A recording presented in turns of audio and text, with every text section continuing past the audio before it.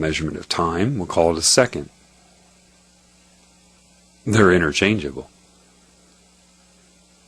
but we'll just say that's what it is. Okay, so just say that you have a stream of photons hitting you. All right, just how many times they activate, within the the range of your frequency. Now you understand why you have a frequency range of vision. You have a fundamental frequency of existence, and then your nerves can react to a certain amount of if the number of photons hitting your eye per second exceeds the amount that your rods and cones can react to. Think of a speed bag where you hit in boxing is do do do do do do do do do do do do. If you start hitting it too fast, it doesn't have any rebound. It's just going to stay there. And because your sensory perception is on, off, or frequency, and how many times that happens per second, if it just is too fast or too slow, too, few times per second, you're not going to perceive anything based upon your core vibrational state. Okay, then. So if you know that another level up from atoms, there are parts and components of the sun that are there and not there, and there and not there. Well, what would happen is this. You see, when light is emitted from that reaction, it is slowed down right away through a certain amount of resistance of the dark energy. So light is emitted at a certain speed. Just imagine spitting, okay? Slow it down in your mind, like that, okay? You get a stream of photons going. That's because you have individual photons because of the frequency of emittance of them. But then the very existence based upon that is there and there and not also. So what's really going to be occurring is a stream of photons and resistance, slowing them down slightly. And then another one, because then the sun, think of it real basically, say the sun disappears. So now there is no emittance of light. But then it comes back and emits it again. So now there's a gap in between, except the new emittance is at original speed, which will be faster than the first emittance. And this is a very basic way to look at it. It's more complex than that, but not much more complex than this. But I want to keep it simple. So like a cue ball in a pool game, you're colliding the photons. And so picture in your mind this new stream coming faster, and then the photons and the lead photons collide with the rear photons in the first emittance. And what happens? Like pool balls in billiards, they collide off of each other, and one goes back or is slowed down. It depends on your point of view. And the other is pushed forward. And it just keeps doing that based upon its refreshment, the refreshing of its existence in different scales.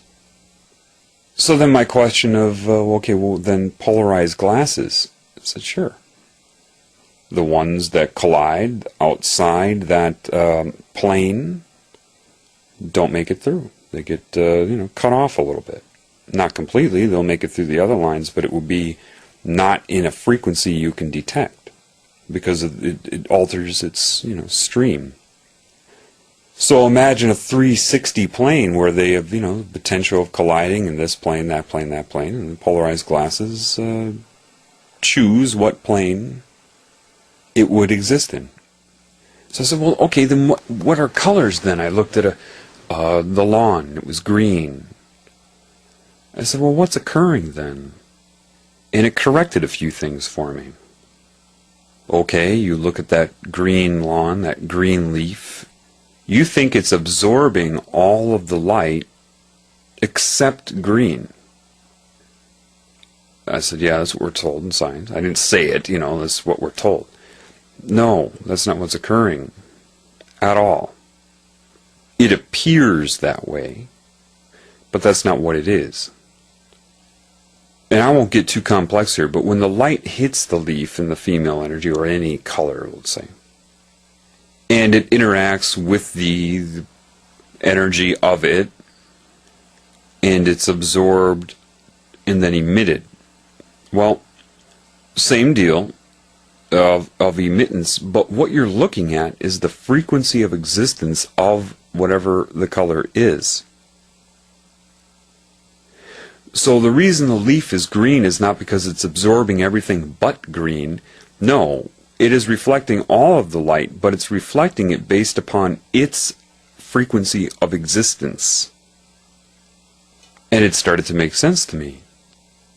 So it's, say you have a giant tennis racket, and you spurt a constant amount of balls. Like, say the tennis racket has a 30-foot diameter. Okay, that's how big the head of the racket is, and you have every given second you've got 1,000 balls coming at it, and it's a constant stream of these balls, say, so they're just constantly coming. But the racket has to go back and then forth and back and forth, and as the balls are hitting the racket, when it's moving back, they're not going to be rebounded the same way as they are as the racket is moving forward to the constant stream.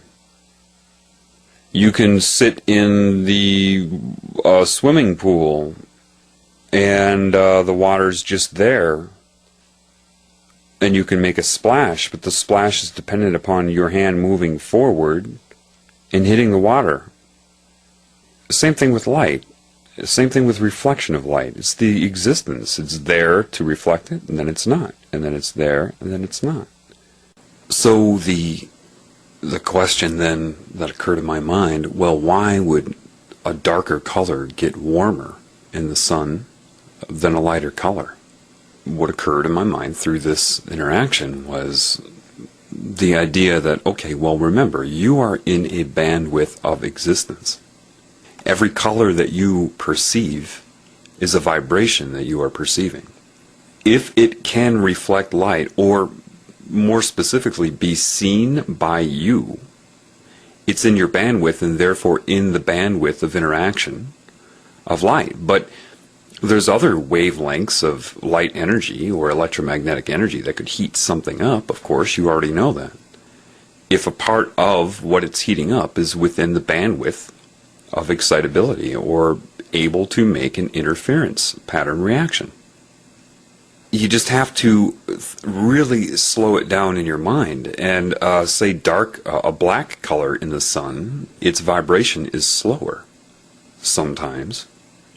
Why do I say sometimes? Because, see, what you perceive as black, once you get below the frequency of excitability to your rods and cones, anything slower than that will be perceived as black to you, but it doesn't mean it's at the same frequency. There can be many things perceived as exactly black. All that means is it's no longer stimulating your eyes. White would be the most intense stimulation. But what if something was vibrating so fast that it could not be perceived by your eyes? It'd be black again. Or, in that case, transparent. But you've got to understand, when you look at the sky at night and you see the stars, sure, but what about everything in between the stars? You perceive it as black, right? But it's not black. It's not absorbing light or emitting the color black. It's just lack of stimulation. That's why you perceive it as black. If it's vibrating slower, though, in this realm, if you have something that's at a slow vibration and that's why it's black or very dark, it's like hot potato. Okay, I'm going to hand you a potato and it's burning, okay, and you want to get rid of it as soon as possible.